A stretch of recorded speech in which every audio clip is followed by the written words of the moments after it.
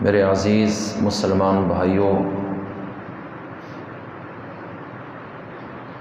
اللہ تعالیٰ نے اس زمین کو خود پیدا فرمایا اور اس میں مختلف جگہوں کو فضیلت کے اعتبار سے باقی جگہوں پر برتری اور مرتبہ عطا فرمایا۔ ان مرتبے والی جگہوں میں سے ایک عظیم جگہ جو سب سے بڑھ کر ہے وہ جزیرہ نماء عرب میں دنیا کا مشہور شہر مکہ مکرمہ ہے۔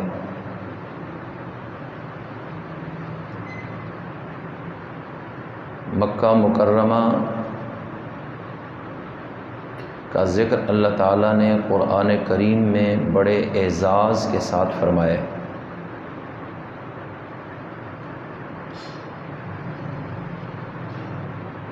اور سرزمین مکہ وہ ہے کہ جس میں میرے اور آپ کے محبوب پیغمبر نبی الانبیاء حضرت محمد مصطفیٰ صلی اللہ علیہ وسلم کی ولادت ہوئی۔ آپ نے اپنی مبارک زندگی کا بچپن اور جوانی اس شہر میں گزاری۔ وہاں کی مبارک زمین نے آپ کے قدموں کا بوسہ لیا۔ وہاں کی ہوا اور فضا نے آپ کے سانسوں کو چوما اور زندگی کے ایک بڑے حصے کو آپ نے مکہ المکرمہ میں گزارا۔ اور اللہ تعالیٰ کے نزدیک اس شہر کی عزت آپ کی تشریف سے اور رہائش سے باقی شہروں سے دو بالا ہو گئی۔ قرآن کریم میں اللہ تعالیٰ نے پارہ نمبر 30 میں ایک سورت اتاری ہے، سورۃ البلد۔ وہ اسی مکہ شہر کی نسبت سے اتاری ہے۔ البلد خاص شہر کو کہتے ہیں اور خاص شہر سے مراد مکہ مکرمہ ہے۔ اللہ تعالیٰ فرماتے ہیں لا اقسم بہذا البلد وانت حل بہذا البلد، کہ میں اس شہر کی قسم اٹھاتا ہوں اور آپ اس شہر میں تشریف فرما ہیں۔ اس میں علماء کرام نے یہ نقطہ بھی لکھا ہے، تفسیر کبیر میں امام رازی رحمۃ اللہ علیہ نے بھی، کہ نبی کریم علیہ السلام کے مکہ میں قدم رکھنے سے اور نزول اجلال فرمانے سے مکہ مکرمہ کو یہ عزت اور عظمت عطا ہوئی۔ اس سے پہلے یہ دنیا کے دیگر شہروں کی طرح ایک شہر تھا، لیکن اللہ تعالیٰ نے اس کی عظمت کے پیش نظر قرآن میں اس شہر کی قسم اٹھائی اور اگلی آیت میں وجہ بیان کی کہ اے محبوب آپ کے قدم اس شہر میں لگ چکے ہیں۔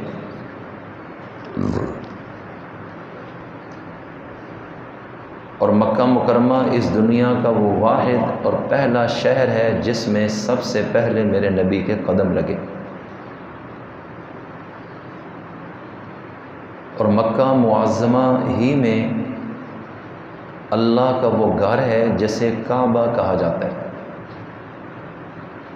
اور روئے زمین کا سب سے پہلا گھر یہ کعبہ ہے جو مکہ مکرمہ ہی میں موجود ہے۔ گویا کہ اللہ کا گھر بھی اسی شہر میں ہے جو سب سے پہلے اس دنیا میں بنایا گیا اللہ کی طاعت اور عبادت کے لیے۔ اس گھر کا حج فرض کیا گیا اس کو قبلہ بنایا گیا اور اس کا طواف شریعت میں مقرر کر دیا گیا۔ پارہ نمبر 4 کے پہلے رکوع میں ہے ان اول بیت وضع للناس، یقیناً گھروں میں سب سے پہلا گھر جو لوگوں کے لیے بنایا گیا ہے للذی ببکہ، وہ گھر ہے جو مکہ مکرمہ میں ہے، اور یہی کعبہ شریف ہے جس کا میں ذکر کر رہا ہوں، مبارکن، اور یہ گھر کعبہ جو اللہ کا گھر ہے یہ بہت برکت والا ہے اور برکت سے بھرپور ہے، وَہُدًى لِّلْعَالَمِينَ، اور جہان والوں کے لیے ہدایت کا ذریعہ ہے، فِيهِ آیاتٌ بَيِّنَاتٌ، اس گھر میں واضح نشانیاں ہیں، مقام ابراہیم، جن میں سے ایک نشانی مقام ابراہیم ہے جو ایک خاص قسم کا پتھر ہے جس پر حضرت ابراہیم علیہ السلام نے کھڑے ہو کر بیت اللہ تعمیر کیا تھا، اور ان کے نشانات قدم اس پتھر پر موجود ہیں۔ وَمَن دَخَلَهُ كَانَ آمِنًا، اور یہ وہ عظیم گھر ہے جس کو یہ اعزاز حاصل ہے کہ جو بھی اس میں داخل ہو جائے گا امن نصیب ہو جائے گا، گویا کہ اس کو دنیا کا پہلا دارالامن بھی بنایا، ہدایت کا ذریعہ بھی بنایا، برکت سے بھرپور بھی بنایا، اور دنیا کے تمام گھروں میں سب سے پہلے اس گھر کو بنایا گیا۔ وَلِلَّهِ عَلَى النَّاسِ حِجُّ الْبَيْتِ مَنِ اسْتَطَاعَ إِلَيْهِ سَبِيلًا، جو شخص اس گھر تک جانے کا، سفر کا انتظام رکھتا ہو، طاقت رکھتا ہو، آنے جانے کے اخراجات اور سواری کی طاقت رکھتا ہو، اس شخص پر اس گھر کا حج فرض کر دیا گیا۔ وَمَن كَفَرَ فَإِنَّ اللَّهَ غَنِيٌّ عَنِ الْعَالَمِينَ، اور جس نے انکار کیا اس گھر کی عزت اور عظمت کو تسلیم کرنے سے یا بیت اللہ کے حج کے فرض ہونے سے، تو بے شک اللہ تعالیٰ کائنات والوں سے بے پرواہ ہے، اس کو کسی کی کوئی پرواہ نہیں۔ ان آیات سے بالکل واضح ہو گئے کہ مکہ مکرمہ اور بیت اللہ، ان دونوں کی اللہ تعالیٰ کے ہاں کیا حیثیت اور فضیلت ہے۔ اب چونکہ حج کا دور آنے والا ہے، یہ شوال کا مہینہ ہے اور یہ حج کا مہینہ ہے، اس میں حاجی لوگ حج کے لیے سفر شروع کر دیتے تھے۔ ذوالقعدہ اور ذوالحج اور شوال یہ حج کے مہینے کہلاتے ہیں۔ جو بھی مسلمان ہو، عاقل ہو، یعنی پاگل اور دیوانہ نہ ہو، عقل مند ہو، بالغ ہو کہ نابالغ پر اللہ کا قانون فرض نہیں، لاگو نہیں، آزاد ہو اس لیے کہ غلام اور باندی اپنے اوپر خود اختیار نہیں رکھتے، اور تندرست ہو، اگر ٹانگیں اس کی کٹی ہوئی ہیں یا بالکل معذور اور اپاہج ہے تو ایسے شخص پر بھی حج فرض نہیں، اور صاحب استطاعت ہو، جانی لحاظ سے بھی وہاں تک پہنچنے کی استطاعت رکھتا ہو اور مالی لحاظ سے بھی اتنے اخراجات ہوں کہ آنے جانے کا خرچہ، وہاں رہنے کا معتدل خرچہ، کھانے پینے کا، اگر یہ شادی شدہ اور ذمہ دار ہے تو اتنے عرصے کا گھر والوں کے لیے خرچے کا انتظام کرنا، اگر یہ ساری چیزیں اس کی بساط میں اور اس کی استطاعت میں ہیں تو اس شخص پر بیت اللہ کا حج فرض ہو جائے گا۔ زندگی میں ایک مرتبہ صاحب نصاب مسلمان عاقل بالغ تندرست پر اللہ تعالیٰ نے یہ حج فرض کیا ہے۔ اگر کوئی شخص مر گیا اور اس نے یہ فرض ادا نہ کیا تو اللہ تعالیٰ کے ہاں جواب دہ ہوگا۔ جس طرح نماز فرض ہے اس طرح صاحب استطاعت مسلمان پر اللہ تعالیٰ نے حج بھی زندگی میں ایک مرتبہ فرض کیا ہے، اور اس کے لیے اس کو اپنا شہر اور وطن چھوڑ کر اہل و عیال کو چھوڑ کر مکہ مکرمہ کا سفر کرنا ہوگا، اور بیت اللہ کا حج اللہ نے فرض کیا ہے۔ اور یہ بات بھی ذہن نشین رہے کہ بیت اللہ شریف شروع سے آج تک تمام مسلمانوں کا قبلہ رہا ہے۔ اگرچہ بیت المقدس کو بھی قبلہ بنایا گیا، لیکن وہ سب کے لیے نہیں، وہ کچھ وقت کے لیے کچھ لوگوں کے لیے مقرر کیا گیا، ورنہ حضرت آدم علیہ السلام کے دور سے لے کے آخری رسول کے دور تک اول تا آخر قبلہ اللہ نے بیت اللہ ہی کو بنایا۔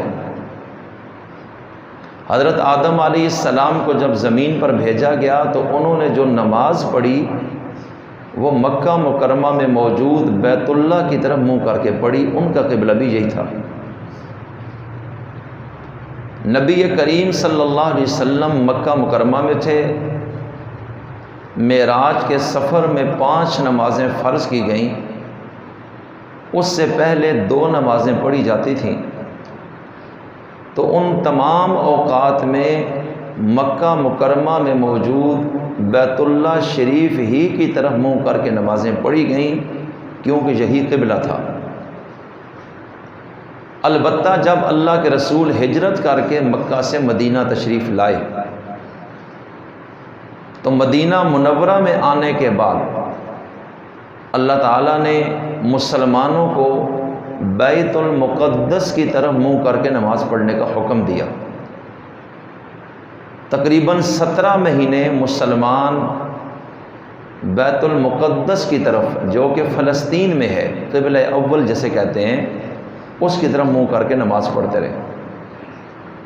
اور یہود و نصارہ بھی ادھر ہی رخ کر کے عبادت کرتے تھے۔ لیکن اللہ کے رسول کے دل کی جو تڑپ تھی اور اندر کی آواز وہ یہ تھی کہ ہم بیت اللہ کی طرف منہ کر کے نماز پڑھیں، اور بار بار اس طلب میں اپنا چہرہ مبارک آسمانوں کی طرف اٹھاتے تھے کہ اللہ تعالیٰ کسی وقت یہ حکم اتار دیں کہ ہم بیت اللہ کی طرف منہ کریں۔ تقریباً 17 مہینے پورے ہوئے، اس دوران ایک دن ظہر کی نماز ادا فرما رہے تھے،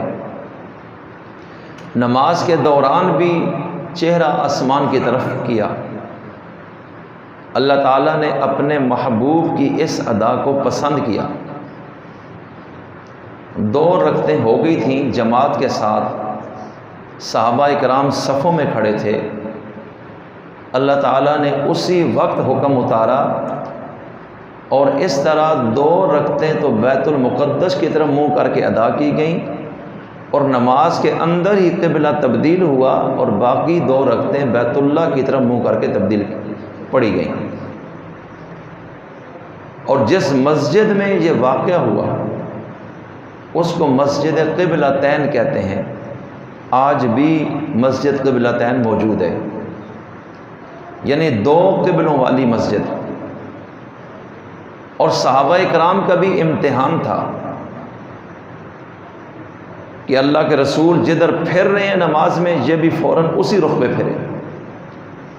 اور انہوں نے اللہ کے رسول کی اطاعت کی اور کوئی حجت نہیں کی، نہ کسی کا ایمان ڈاواڈول ہوا۔ اللہ تعالیٰ نے پارہ نمبر 2 کے پہلے صفحے پر فرمایا، قَدْ نَرَىٰ تَقَلُّبَ وَجْهِكَ فِي السَّمَاءِ،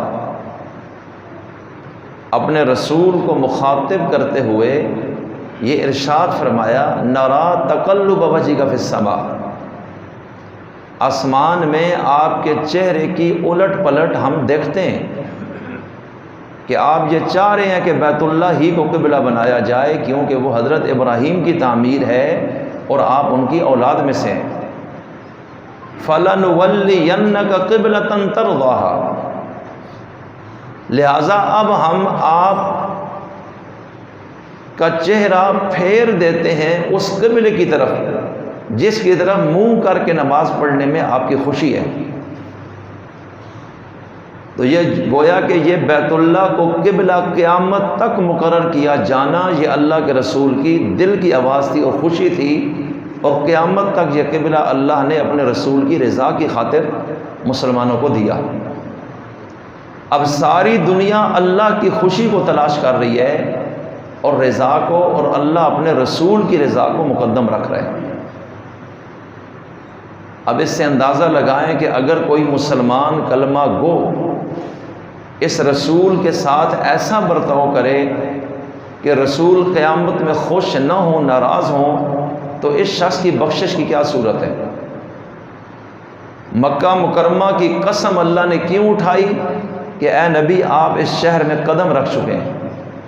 تو آپ کی وجہ سے اس پتھروں کی سنگلاخ زمین کو ہم نے دنیا کی تمام بستیوں اور آبادیوں پر درجہ عطا کر دیا، اور ہم مسلمانوں کو قیامت تک بیت اللہ بطور قبلہ کے دے رہے ہیں،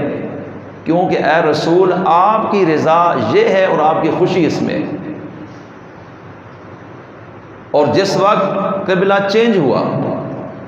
تو ایک طوفان برپا ہو گیا مدینہ منورہ میں یہود و نصارہ کی طرف سے اور منافقوں کی طرف سے۔ انہوں نے یہ کہا کہ اگر وہ قبلہ جس کی طرف پہلے منہ کر کے نماز پڑھتے تھے مدینہ میں آنے کے بعد اگر وہ غلط تھا اور اب صحیح ہے، تو پھر جتنا عرصہ نمازیں تم نے وہ پڑھی ان کا کیا حکم ہے؟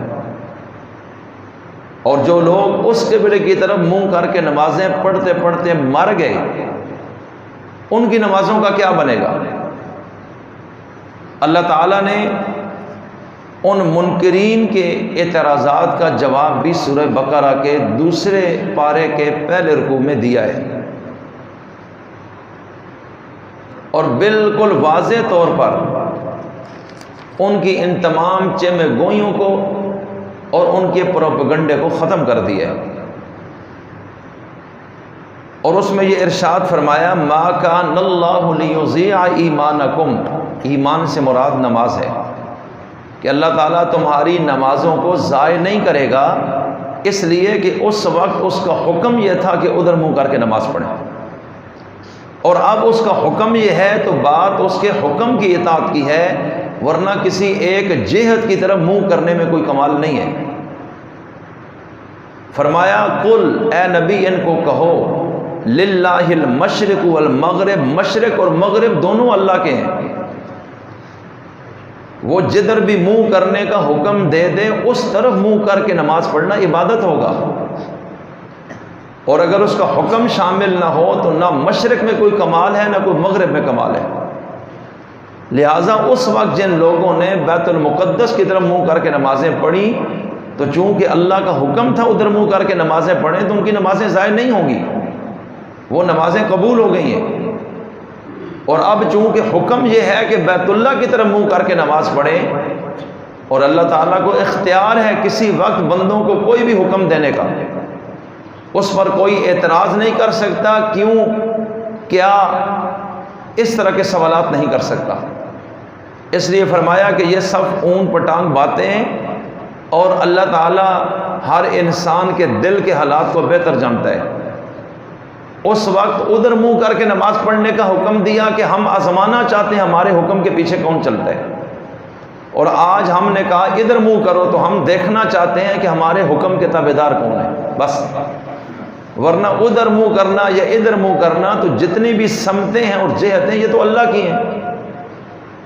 اس لیے ان کے اس اعتراض کو ختم کیا۔ اور دوسری بات، اللہ تعالیٰ نے فرمایا کہ میں نے کیوں یہ قبلہ بنایا، ابھی اس میں میرے محبوب کے دل کی آواز تھی اور ان کی چاہت تھی، اس کے پیش نظر قیامت تک میں نے بیت اللہ کو قبلہ بنا دیا۔ اور تیسری چیز، علماء نے ایک بات یہ بھی لکھی ہے کہ مکہ مکرمہ میں جو لوگ بھی تھے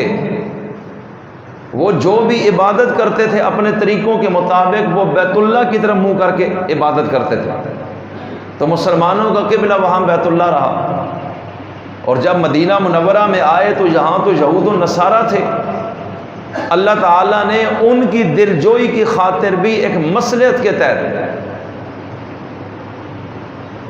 مسلمانوں کو یہ حکم دیا کہ آپ ادھر منہ کر کے نماز پڑھیں، ہو سکتا ہے اس وجہ سے وہ بھی آپ کے قریب آ جائیں اور ان کو اللہ ہدایت دے دے، اور وہ یہ نہ سمجھیں کہ آپ کا دین ان کے دین سے ٹکرانے والا ہے، بلکہ وہ قبلہ بھی پیغمبروں کا رہا ہے اور یہ قبلہ بھی پیغمبروں کا رہا ہے، اور یہ نبی سب نبیوں کی تصدیق کرنے والا ہے، کسی کی تکذیب کرنے والا نہیں۔ اس لیے میں عرض یہ کرنا چاہتا ہوں اس میں کوئی بھی مصلحت ہے، لیکن اللہ تعالیٰ فرماتا ہے میں نے اب قیامت تک بیت اللہ کو قبلہ اپنے رسول کی خوشی کی خاطر قرار دیا اور اس کا مجھے اختیار ہے۔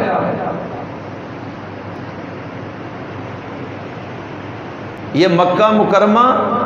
اللہ کے نزدیک سب سے معزز اور معظم شہر ہے۔ اس شہر میں موجود بیت اللہ شریف کو یہ منصب حاصل ہے، اور اس مکہ مکرمہ کو بھی حدود حرم مکی، کہ جو شخص جہاں ایک نیکی کرے اس کو 1,00,000 نیکی کا ثواب ملتا ہے۔ اور حدیث شریف میں آتا ہے جو مسجد حرام میں،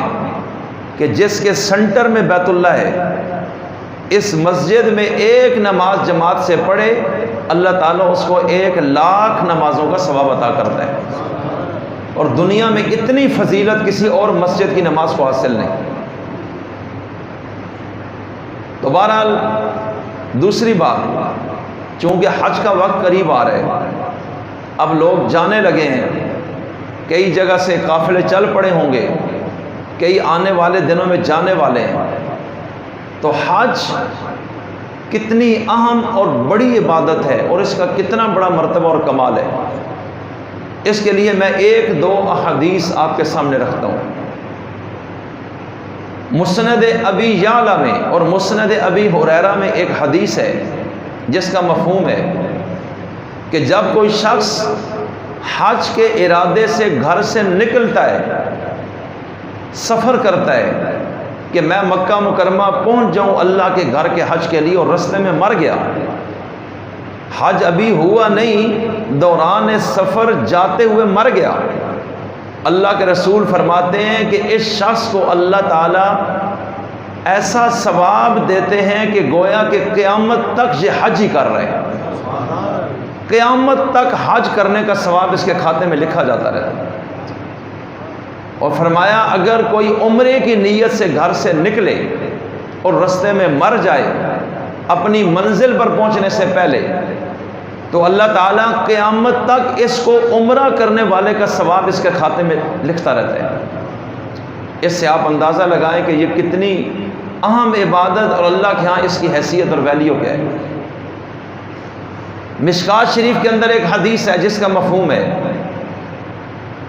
کہ جب کوئی شخص حج کر کے آئے تو حاجی سے ملاقات کرو، اس سے سلام اور مصافحہ کرو، اور اس سے کہو کہ میرے لیے مغفرت کی دعا کرو، اور حاجی جب آئے تو اس کے گھر میں داخل ہونے سے پہلے اس سے دعا کرواؤ، اس لیے کہ حاجی جو حج کر کے آیا ہے اس کی تو مغفرت ہو چکی ہے، تو اس کی یہ دعا اپنے گھر میں داخل ہونے سے پہلے اللہ تعالیٰ قبول کرتا ہے۔ فرمایا تم اس شخص سے اپنے لیے مغفرت کی دعا کرواؤ۔ اس سے بھی آپ اندازہ لگائیں کہ حج کتنی بڑی عبادت ہے اور کرنے والے کا مرتبہ کیا ہے۔ اسی طرح نبی کریم علیہ السلام نے ایک حدیث میں فرمایا کہ جو شخص طواف کے 7 چکر گن کر پورے کرتا ہے، بیت اللہ کے ارد گرد 7 چکر لگتے ہیں جن کو طواف کہتے ہیں، اور یہ خانہ کعبہ کے جس کونے میں حجر اسود ہے وہاں سے شروع ہوتا ہے اور وہیں آ کر چکر پورا ہوتا ہے، تو جس شخص نے گن کر 7 چکر پورے کیے طواف کے، اور دوسری حدیث میں ہے کہ اس چکر کے دوران 7 چکروں میں اس نے کوئی لغو اور بیہودہ گفتگو نہیں کی، تو اس شخص کو اللہ تعالیٰ ایک غلام آزاد کرنے جتنا ثواب عطا کرتا ہے۔ اور فرمایا طواف کے ایک ایک قدم پر اللہ اس کو 10 نیکیاں دیتا ہے، 10 گناہ مٹاتا ہے اور 10 درجات اس کے بلند کر دیتا ہے ایک ایک قدم پر۔ تو اس سے بھی آپ اندازہ لگائیں کہ جو عمرہ یا حج کرتا ہے اس کو یہ کتنی بڑی فضیلتیں اللہ دے رہے ہیں، اور جس پر حج فرض ہے اور حج کی طرف جاتا نہیں تو اس کا گناہ اور وبال بھی اتنا ہی بڑا ہے۔ اس لیے اللہ تعالیٰ سے مانگتے رہنا چاہیے اور حج کی فکر کرنی چاہیے۔ یہ انسان کے ذمے سے اترتا نہیں ہے۔ بندہ سوچتا ہے جی اتنا مہنگا ہے، اتنے پیسے ہیں، تو بھائی یہ پیسے بچا کے بھی کل قبر میں تو نہیں جائیں گے، قبر میں تو ڈنڈے لگنے ہیں پھر۔ اس لیے جتنا جلدی ہو سکے اس فرض کو ادا کر لینا چاہیے جو ہی اللہ نے آپ کو اس کی گنجائش دی۔ اور حضرت وہب ابن منبہ رحمۃ اللہ علیہ کی ایک روایت ہے، صحت کے لحاظ سے کہ یہ کس حیثیت کی حدیث ہے اس پہ تو فی الحال کلام ممکن نہیں، ممکن ہے ضعف ہو اس میں، لیکن انہوں نے تورات کے حوالے سے اس بات کو بیان کی ہے کہ تورات میں اللہ تعالیٰ نے یہ بات ذکر فرمائی ہے کہ جب قیامت کا دن آئے گا 7 لاکھ مقرب فرشتوں کو اللہ تعالیٰ بھیجے گا کہ تم بیت اللہ کو لے کر آؤ اور اس کو جنت میں شامل کر دو،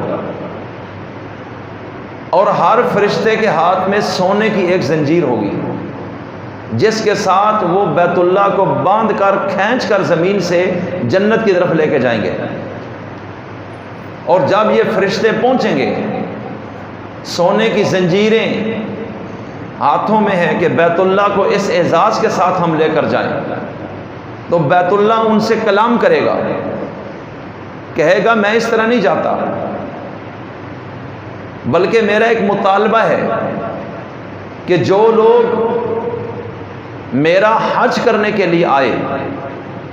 اور یہیں وہ مر گئے، واپس بھی نہیں جا سکے یا رستوں میں مر گئے، اور وہ صرف میرے حج کے لیے آئے یعنی بیت اللہ کے، تو اللہ تعالیٰ ان کی شفاعت، میری شفاعت ان کے حق میں قبول فرمائے اور ان کی معافی کا اعلان کرے۔ اب وہ فرشتے اللہ کی بارگاہ میں عرض کریں گے کہ بیت اللہ کا یہ مطالبہ ہے۔ اب وہ کتنے لوگ ہیں؟ وہ تو اتنے زیادہ ہیں جو گنے ہی نہیں جاتے۔ حضرت آدم کے دور سے قیامت تک مخلوق شمار سے باہر ہے۔ اللہ تعالیٰ کہیں گے ٹھیک ہے، میں بیت اللہ کی اس مطالبے کو قبول کرتا ہوں، اور اس کو یہ کہہ دے کہ جتنے لوگ تیرے حج کے لیے نکلے، یہاں پہنچے اور مر گئے اور دفن ہو گئے، میں ان سب کی حق میں تیری شفاعت قبول کرتے ہوئے ان کے لیے صرف مغفرت کا اعلان نہیں کرتا، میں ان سب کے لیے اپنی رحمت کا بھی اعلان کرتا ہوں، اور بیت اللہ کی اس سفارش کو اللہ رد نہیں کرے گا۔ اسی طرح ایک اور حدیث میں آتا ہے کہ جب کوئی شخص حج کر کے آتا ہے، ایسا حج جس میں اللہ کی نافرمانی نہ ہو، اسے حج مبرور کہا جاتا ہے، مقبول حج۔ فرمایا جس شخص نے ایسا حج کیا تو اللہ تعالیٰ اس کو اس کے گھرانے اور خاندان میں سے 400 مسلمانوں کی سفارش کا کوٹا قیامت کے دن عطا کر دے گا۔ اور فرمایا یہ شخص اس حج کے کرنے کے بعد گناہ سے ایسے صاف ہو گئے جس طرح آج ہی اپنی ماں کے پیٹ سے بغیر گناہ کے پیدا ہوا ہے۔ اتنی بڑی فضیلت ہے حج کی۔ نبی کریم علیہ السلام کی ایک حدیث ہے،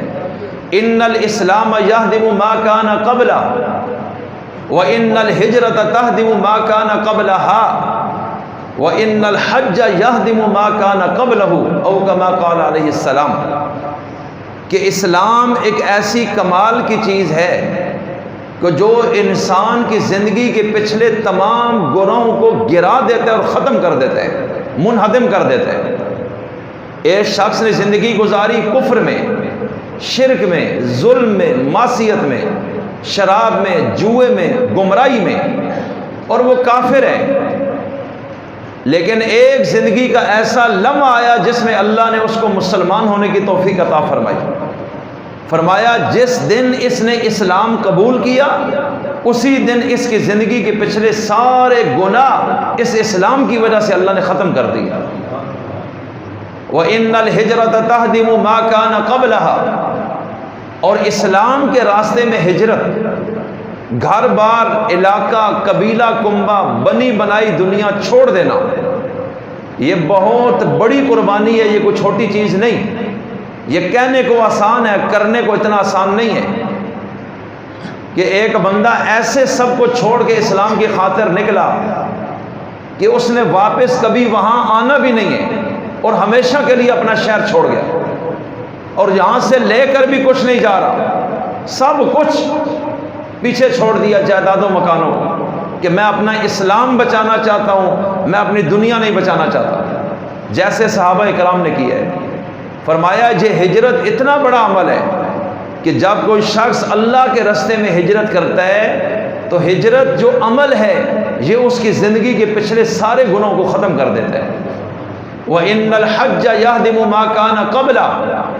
اور فرمایا جس شخص نے حج کیا، یہ مسلمان ہے، اس کی زندگی میں بڑے گناہ ہوں گے، لیکن اگر اس نے حج ایسے کیا جس طرح حج کیا جاتا ہے تو اس حج کی وجہ سے بھی اس کی زندگی کے پچھلے سارے گناہ معاف ہو جائیں گے۔ یہ تین عمل ایسے ہیں جو زندگی کے پچھلے گناہوں کو اڑا دیتے ہیں: اسلام، ہجرت اور حج۔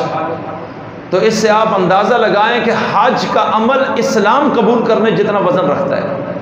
اور یہ مسلمان کے لیے خاص پیکیج ہے اسلام میں رہتے ہوئے پچھلے گناہ معاف کروانے کا۔ اللہ تعالی ہم سب کو بار بار بیت اللہ کا حج نصیب فرمائے، لیکن یہ اندر کی طلب اور تڑپ بھی ہوتی ہے۔ ہمارے اکثر پاکستانی لوگ اتنے بوڑھے ہو کے حج پہ جاتے ہیں کہ چل ہی نہیں سکتے، لوگوں کو ترس آ رہا ہوتا ہے، اور پیچھے جوان بیٹے بھی دھکا دیتے ہیں چلو جی جاؤ حج کرو، حالانکہ حج کرنا اتنا آسان کام نہیں، نہ خالد جی کا گھر ہے، وہاں تو بڑی مشقت ہے، پیدل چلنا پڑتا ہے، لاکھوں لوگ ہیں، اور خلاف طبیعت کتنی باتوں پر صبر کرنا پڑتا ہے، اور پھر ایسے لوگ تو بیچارے کوئی ادھر پھسل کے مر رہے اور کوئی وہاں سیڑھیوں سے گر رہے، ایسی عمر میں حج کرنا بھی انسان کے لیے وبال بن جاتا ہے۔ اس لیے صحت کی حالت میں انسان کو جانا چاہیے۔ جب کوئی شخص کسی کام کا بھی نہیں رہا، بیوی بچوں نے بھی دھتکار دیا، کسی طرف کا بھی کوئی نہیں رہا، اب وہ کہتے جی میں حج کرنے جاتا ہوں، یہ کون سا حج ہے جس کے لیے آپ وہاں جا رہے ہیں؟ اگرچہ ہو جائے گا لیکن آپ کو تو صحت کی حالت میں حج کرنا تھا۔ وہ اندر کا ایک جذبہ ہے اللہ کے دربار کی حاضری، تمام افعال کو جو حج میں واجب اور فرض ہیں اندر کے ایمانی جذبے سے آپ نے ادا کرنا تھا، وہ تو ساری چیزیں ختم ہو گئی ہیں۔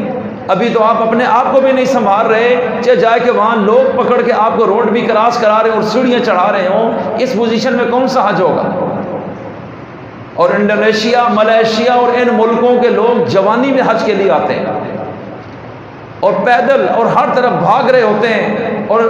ان میں بوڑھا کم ہی نظر آتا ہے۔ اور پاکستان، انڈیا کے اکثر لوگ بوڑھے، بوڑھی عورتیں اور مرد، اس قدر ترس آتا ہے وہاں دیکھ کے کہ ان کو کس اللہ کے بندے نے یہاں بھیج دیے۔ اس لیے میں عرض یہ کرنا چاہتا ہوں، جس طرح دیگر عبادتیں صحت کے ساتھ ہیں، اس طرح حج بھی صحت کے ساتھ اصل حج ہے، اور آپ کو اپنی بیماری اور بڑھاپے سے پہلے اس فریضے کو ادا کرنا چاہیے۔ جن لوگوں کو اللہ نے وسائل دیے اور ابھی تک نہیں کیا، وہ یہ بات سمجھ لیں کہ یہ حج ان پہ فرض ہے، اور جب تک ادا نہیں کریں گے وہ اللہ کے مجرم رہیں گے۔ اور حج کرنے سے انسان غریب بھی نہیں ہوتا،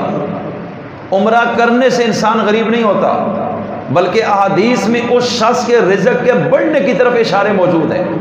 کہ اس شخص کو اللہ اس برکت سے دنیا کے اندر بھی وافر مقدار میں چیزیں عطا کر دیتے ہیں۔ لیکن یہ بات ہے اندر کے ایمان اور یقین کی،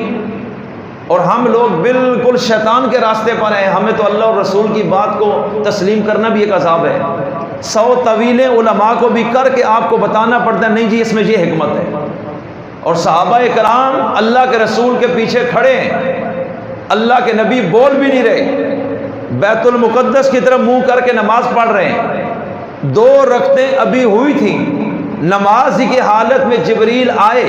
کہ اللہ کہتے ہیں چہرہ چینج کریں بیت المقدس سے بیت اللہ کی طرف۔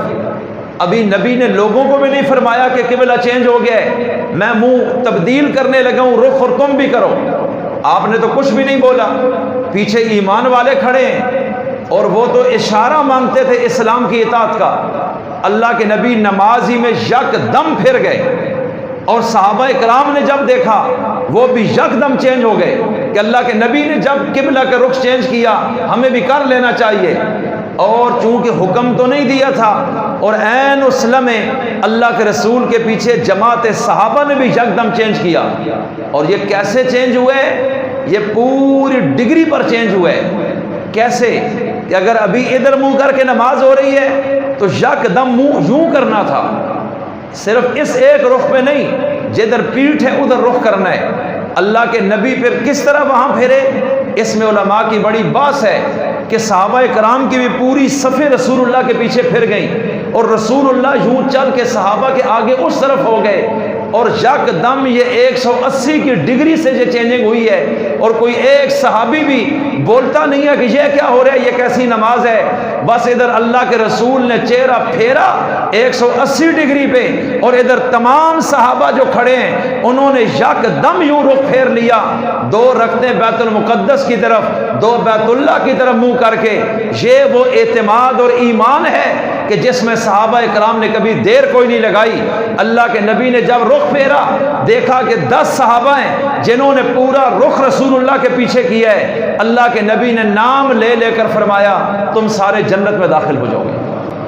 اور آج کے مسلمان کو کوئی مسئلہ بتاؤ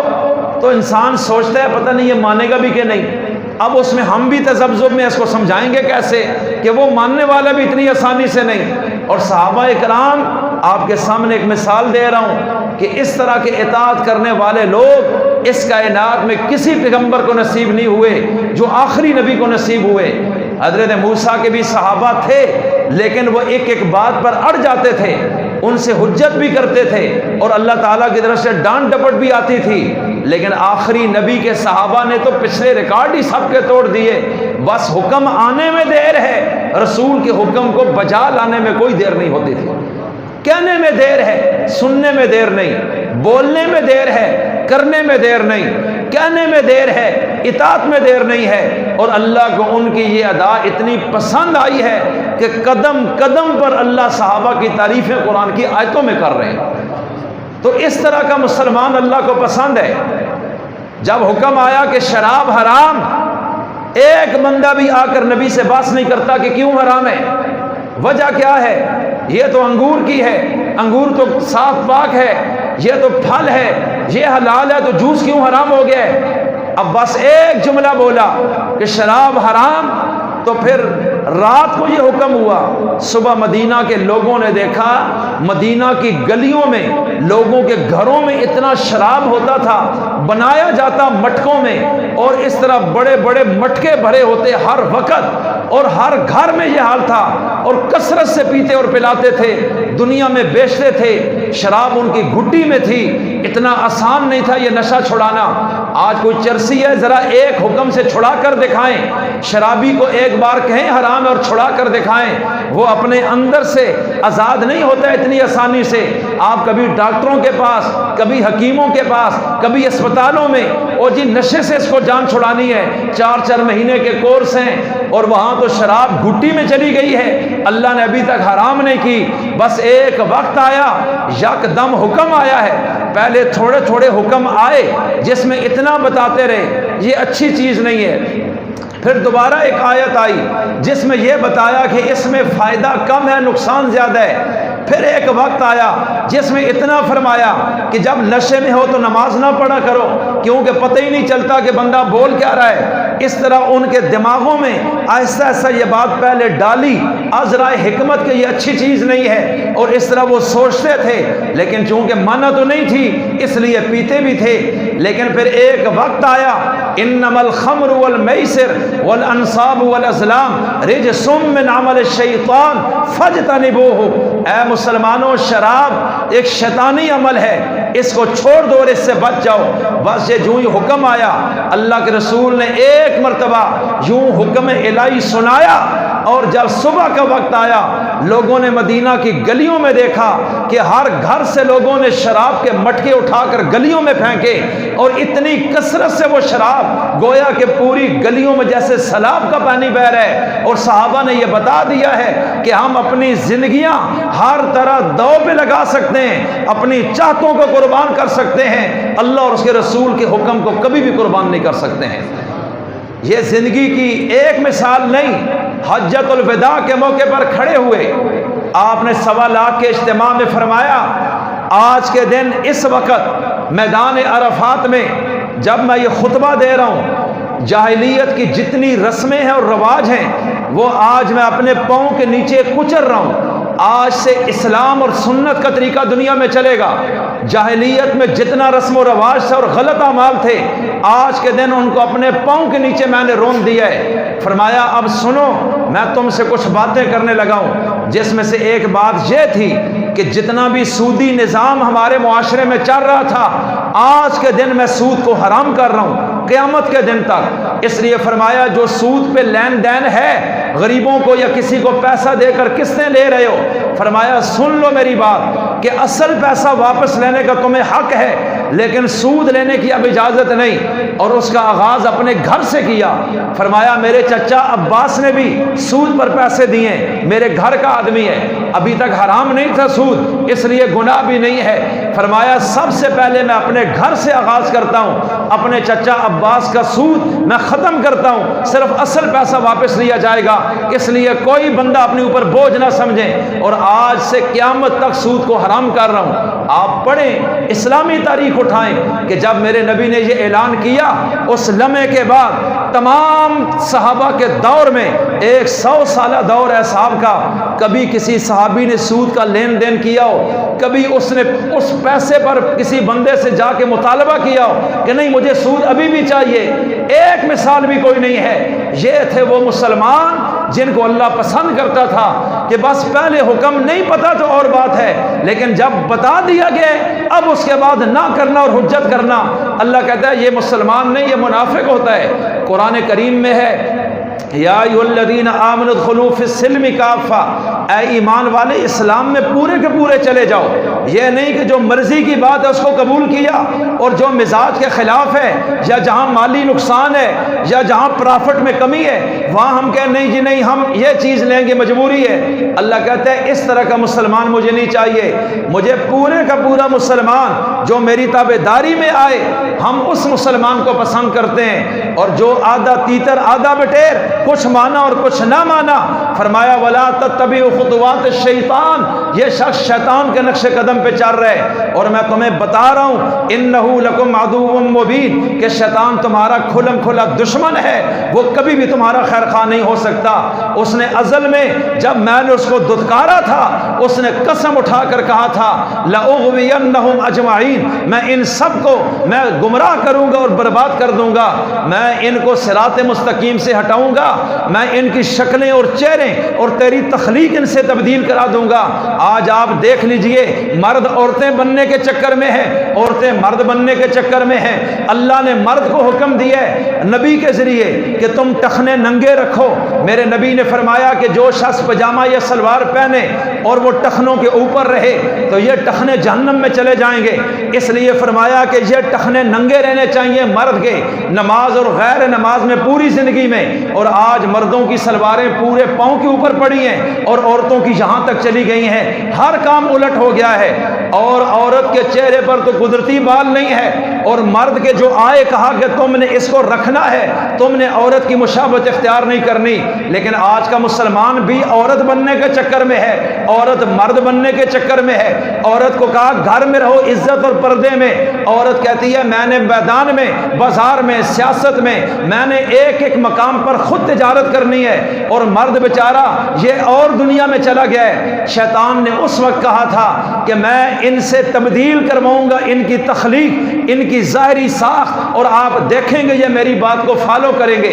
اور آج کا کلمہ گو باس کرتا ہے، او جی علماء کہتے ہیں داڑھی رکھنا واجب ہے، ضروری ہے، یہ کہاں ہے؟ یہ تو عرب لوگوں کا رواج تھا، گرمی اتنی زیادہ تھی، داڑھی اس لیے رکھتے تھے کہ جلد خراب نہ ہو، اس کو بچانے کے لیے جلد کو خرابی سے وہ لوگ داڑھی رکھتے تھے۔ داڑھی کا اسلام سے کیا تعلق ہے؟ اس لیے وہ کہتے ہیں نہیں، داڑھی تو تھی کوئی نہیں، اور یہ داڑھی تو صرف عرب کا رواج تھا، کوئی رکھے نہ رکھے اسلام سے کیا اس کا تعلق ہے؟ ایک تو رکھی کوئی نہیں، اور آگے شیطان کی طرح دلیلیں بھی دے رہے۔ 1.25 لاکھ صحابہ میں کوئی ایک ایسا بتا دیا جائے جس نے داڑھی کبھی منڈائی ہو؟ کیا سارے مکہ کے رہنے والے تھے؟ کوئی ایران کا ہے، کوئی عراق کا ہے، کوئی لیبیا کا ہے، کوئی یمن کا ہے، ہند سے بھی صحابہ گئے، افغانستان کے بھی صحابہ ہیں، کیا جہاں بھی گرمی کا مسئلہ تھا؟ پھر جتنے پیغمبر ہیں آدم سے لے کے آخری رسول تک، کوئی ایک بتائیں جو داڑھی منڈاتا ہو؟ ایک مثال بھی نہیں ہے۔ کیا سارے نبی کوئی عرب میں رہتے تھے؟ عجم میں بھی نبی آئے ہیں، دنیا کے ہر خطے میں پیغمبر آئے ہیں، اور میرے نبی نے فرمایا ہے تمام پیغمبروں کی سنت ہے یہ داڑھی، کبھی کسی نے شیو نہیں کرائی ہے۔ لیکن آج کا مسلمان شیطان کے پیچھے جا رہے، کہتا ہے کوئی ایسی بات نہیں، اگر ہم داڑھی رکھیں گے تو لوگ کیا کہیں گے؟ یہ تو فرقہ پرست اور دہشت گرد ہے۔ تو پھر جب تیرا ایمان ایسے ہی ہے کہ ان کی باتوں سے تجھے اپنی بےزتی محسوس ہو رہی ہے، تو جناب آپ کے کلمہ پڑھنے سے بھی وہ آپ کو اچھا نہیں سمجھتے، کل کلمہ بھی چھوڑ دیجئے۔ ایک شخص سے میری ایک دفعہ بات ہوئی، بڑا پڑھا لکھا آدمی، کہتا ہے مولانا صاحب آپ یہ بتا دیجئے کہ یہ داڑھی جب بندہ پیدا ہوتا ہے اس وقت ہوتی ہے؟ میں نے کہا جی نہیں ہوتی۔ کہتا ہے پھر جب بعد میں آئی ہے اس کو اتار دیا تو کون سا مسئلہ ہے؟ اگر یہ لازم تھی تو یہ شروع میں ہونی چاہیے تھی، اللہ نے جب شروع میں نہیں رکھی تو آپ زبردستی کیوں کر رہے ہیں؟ میں نے کہا چلو اس میں بھی ٹھہر جاتے ہیں، مجھے آپ یہ بتا دیجئے آپ نے اس لیے داڑھی کو اٹھا کے گٹر کی نالی میں پھینک دیا کہ میں پیدا ہوا تو یہ نہیں تھی، یہ تو بعد میں نکلی ہے؟ تو جناب کے منہ میں جو 32 داند ہیں یہ بھی پہلے کوئی نہیں تھے، لہٰذا ان کو بھی نکال کے گٹر کی نالی میں پھینک دو کہ یہ تو بعد میں نکلے ہیں، میں کیوں منہ میں رکھوں؟ یہ کیا ہے؟ اللہ کہتے ہیں جو اپنی مرضی کی بات ہے اس کو تم نے لے لیا، اور جو اپنی مرضی کے خلاف ہے اس کو تم نے چھوڑ دیا۔ یہ کون سا اسلام ہے؟ صحابہ کرام پورے اسلام میں آئے، میرے نبی نے ایسا حکم دیا جو ان کو قابل قبول تھا، انہوں نے دیر نہیں لگائی، ایسا حکم دیا جو قابل قبول نہیں تھا، اس میں بھی قبول کرنے میں دیر نہیں لگائی۔ کوئی ایک مثال آپ میرے سامنے رکھ دیں، میں اپنی غلطی کو تسلیم کر جاؤں گا۔ اس لیے داڑھی نہ رکھنا گناہ ہے، لیکن آگے کہنا یہ ہے کوئی نہیں، یہ ایک کفر کی چیز ہے جس میں خطرہ ہے کہ یہ شخص کافر ہو کر مر جائے گا، اس لیے کہ گناہ کو گناہ سمجھ کے کرنے سے انسان گناہ گار ہوتا ہے، اور گناہ کو گناہ ہی نہ سمجھا جائے اس سے انسان کافر ہو جاتا ہے۔ اس کا نکاح کا مسئلہ بھی اور جنازے کے مسائل کھڑے ہو جائیں گے۔ اللہ تعالیٰ مجھے اور آپ کو شیطان کے راستے پر چلنے سے محفوظ فرمائے۔ کل مرنا ہے، اللہ کے رسول کے سامنے پیش ہونا ہے، ان کی شفاعت کے بغیر کوئی راستہ نہیں، اس لیے اپنے چہرے کو سنت کے مطابق سجائیں، اور اس سے زیادہ خوبصورت چہرہ بغیر داڑھی کے نظر نہیں آئے گا۔ اگر آپ سمجھتے ہیں داڑھی کے بغیر زیادہ حسن ہے تو پھر سب سے حسین چہرہ میرے رسول کا تھا، آپ خود دیکھ لیں اس پہ داڑھی تھی یا نہیں۔ پھر ان نبیوں کے چہرے سب سے خوبصورت، اللہ قرآن میں کہتا ہے کہ حضرت موسیٰ اتنے کمال کے آدمی تھے کہ حضرت موسیٰ کے چہرے پر میں نے اپنی محبت کو پھینک دیا تھا، جو بھی موسیٰ کو دیکھتا تھا دیوانہ ہو جاتا تھا، کتنا خوبصورت آدمی ہے۔ فرعون جیسا خدائی کا دعوے دار جب موسیٰ اس بچے کو دیکھتا ہے اس کے بس میں بھی نہیں رہتا۔ آسیہ نے دیکھا، اس نے کہا ہم اس کو بیٹا بنائیں گے، ورنہ ان کے لیے بچوں کی کیا کمی ہے؟ پورے مصر میں بچے ہر گھر بھرا ہوا ہے، جس سے مرضی زبردستی چھین لیتے، لیکن ان کے دلوں میں یہی بچہ اترا ہے۔ اللہ کہتا ہے وجہ یہ ہے کہ میں نے موسیٰ کے چہرے پر اپنی محبت کو پھینک دیا تھا۔ اتنے حسین آدمی تھے حضرت موسیٰ، اور حضرت موسیٰ جب کھڑے ہوتے ان سے زیادہ خوبصورت کوئی بھی نظر نہیں آتا تھا، لیکن آپ دیکھ لیجئے ان کے چہرے پر داڑھی ہے۔ حضرت ہارون ان کے بھائی ہیں، قرآن کریم سورہ طٰہٰ میں ہے کہ ان کے چہرے پہ داڑھی ہے۔ دلیل کیا ہے؟ کئی لوگ کہتے ہیں جی داڑھی قرآن میں ہے، ہاں بھائی قرآن میں ہے، آپ قرآن پڑھیں تو آپ کو پتہ چلے۔ اور داڑھی ایک مٹھ واجب ہے، اس سے کم داڑھی نہیں شمار ہوگی، یہ بھی قرآن کریم میں ہے۔ وہ کیسے ہے؟ قرآن کریم بتا رہے سورہ طٰہٰ میں کہ حضرت موسیٰ جب کوہ طور پر گئے، 40 دن کا اعتکاف کیا، اللہ نے تورات عطا کی، اس دوران اپنے بڑے بھائی حضرت ہارون کو پیچھے چھوڑا کہ اس قوم کی نگرانی کرنا، اس لیے کہ یہ بڑی مشکل سے شرک سے نکلے ہیں اور ابھی اللہ کے دین کے آگے جھکے ہیں، یہ نہ ہو کہ میں چلا جاؤں اور شیطان ان کو گمراہ کر دے، لہٰذا آپ میرے پیچھے ان پہ نظر رکھنا، ان کو واعظ و نصیحت کرتے رہنا۔ اور وہ بھی اللہ کے پیغمبر تھے، حضرت موسیٰ صاحب شریعت ہیں یعنی رسول بھی ہیں، حضرت ہارون رسول نہیں ہیں نبی ہیں، یعنی حضرت موسیٰ کی شریعت کے تابع ہیں۔ حضرت موسیٰ جب واپس آئے انہوں نے دیکھا کہ قوم کا بہت بڑا حصہ ایک گائے کے بچھڑے کے آگے سجدہ کر رہے، کوئی نظر مان رہے، کوئی معافیاں مانگ رہے، کوئی سجدے میں ہے، کوئی چڑھاوا چڑھا رہے۔ انہوں نے دیکھا تو ان کے تو اوثان خطا ہو گئے کہ ساری قوم ایک اللہ کے آگے جھک رہی تھی، اور 40 دن میں اتنا بڑا انقلاب کہ اس میں ہزاروں لوگ آج اس گائے کے بچھڑے کے آگے جو انہوں نے ایک زیور ڈال کر سامری نے بنایا تھا، اور حضرت جبریل کے پاؤں کی مٹی اس نے اس میں پھینکی تو وہ بولنے لگا، اس نے کہا یہ تمہارا خدا ہے۔ موسیٰ کے اس خدا کے پاس چلا گیا، خدا تو یہ ہے جو بول رہے، بس قوم آگے جھک گئی، کہا یہ اصلی خدا ہے۔ حضرت ہارون پیچھے روک رہے ہیں، قوم مان نہیں رہی، لیکن حضرت موسیٰ جب واپس آئے ان کے ہاتھ میں تورات کی تختیاں ہیں جو اللہ نے آسمانوں سے لکھی ہوئی اتاری ہیں کہ یہ لے کر جاؤ۔ انہوں نے جب آ کے یوں دیکھا قوم کو شرک کرتے، غصے میں آ کے تختیوں کو یوں پھینک دیا، حضرت ہارون کو پکڑ لیا، اپنے بھائی کو غصے میں کہنے لگے یہ قوم شرک کر رہی ہے، آپ نے ان کو قتل کیوں نہیں کیا، آپ نے ان کو زندہ کیسے رہنے دیا، یہ مرتد ہو چکے ہیں اور ان کو زندہ رہنے کا حق نہیں تھا، آپ نے شرک کو کیسے برداشت کیا۔ انہوں نے ان کے ذہن میں یہ تھا کہ حضرت ہارون غافر رہے اور قوم یہ کام کر گئی۔ اب حضرت موسیٰ کے اندر ایک اللہ کی محبت اور توحید کا ایک جذبہ ہوتا ہے نبی کے اندر، وہ شرک کو کبھی برداشت نہیں کرتے۔ یکدم حضرت ہارون آگے بڑھے، حضرت موسیٰ انہوں نے اپنے بھائی ہارون کا گریبان پکڑ لیا اور یکدم داڑھی کو بھی پکڑ لیا اور پکڑ کے زمین پہ ایسے گرایا، کہا کہ آپ کیوں غافر رہے۔ اب قرآن کریم کہہ رہے یکدم حضرت ہارون بولے یا ابن ام لا تاخذ بلحیتی ولا براسی، گریبان نہیں سر کے بالوں سے اور داڑھی کے بالوں سے پکڑا، یہ قرآن کریم کہہ رہے۔ اس وقت وہ کہنے لگے اے میری ماں کے بیٹے، یعنی یہ نہ جملہ اس لیے بولا کہ بھائی کا غصہ ٹھنڈا ہو کہ میں اور یہ ایک ماں کے بیٹے ہیں، کہا اے میری ماں کے بیٹے لا تاخذ بلحیتی، میری داڑھی کو نہ پکڑیں، ولا براسی، میرے سر کے بالوں کو بھی نہ پکڑیں۔ میں بتاتا ہوں کہ میں کیوں اتنا زور نہیں دیا، انی خشیت ان تقول فرقت بین بنی اسرائیل، کہ مجھے ڈر تھا کہ اگر میں یہاں تلوار اٹھا لیتا اور قوم کے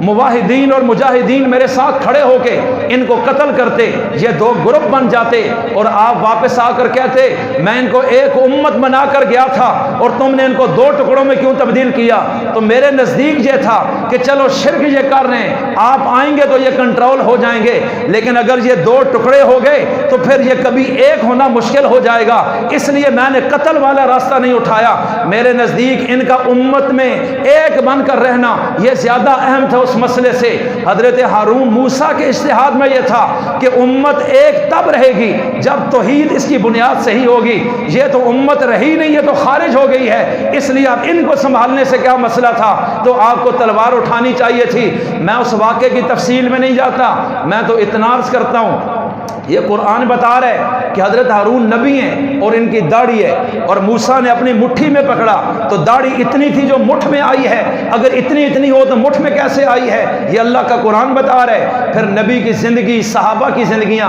اس لیے آج اتنا عرض کرتا ہوں کہ ہمیں ظاہر سے لے کے باطن تک اپنے آپ کو مسلمان بنانا ہوگا، تب جا کر کامیابی ہے، ورنہ آپ کا پیسہ موت کو روک نہیں سکے گا، نہ اللہ کے عذاب کو ٹال سکے گا،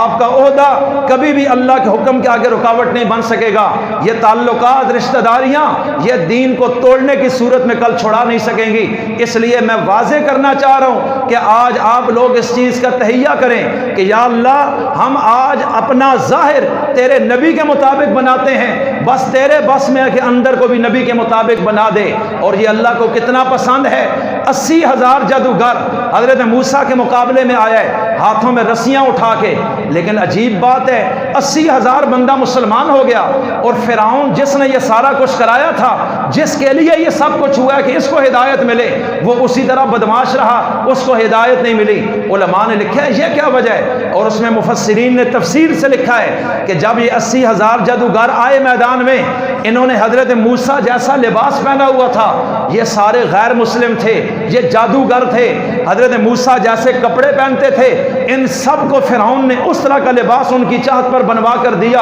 انہوں نے وہ کپڑے اسی طرح اسی حلیے میں آئے جس میں حضرت موسیٰ نے کھڑے ہو کر لاٹھی پھینکی تھی اور وہ سانپ بنا تھا، اور وہ بھی اسی پوزیشن میں آئے۔ اب جب میدان میں آئے، حضرت موسیٰ کے سامنے کھڑے ہوئے، وہ اس لیے آئے تھے کہ ان کو شکست دیں، ان کو ہرائیں، ان کو میدان میں زیرو کریں، اس لیے کہ وہ فرعون کی طرف سے تھے، ان کے دل میں موسیٰ کی محبت نہیں تھی، لیکن نبی کا جو ظاہر تھا صرف اس کی طرح انہوں نے لباس ایک اختیار کیا۔ اور اگلا جملہ جب میدان میں آئے، قرآن کریم میں ہے، حضرت موسیٰ کو کہنے لگے پہل آپ کریں گے یا ہم کریں گے،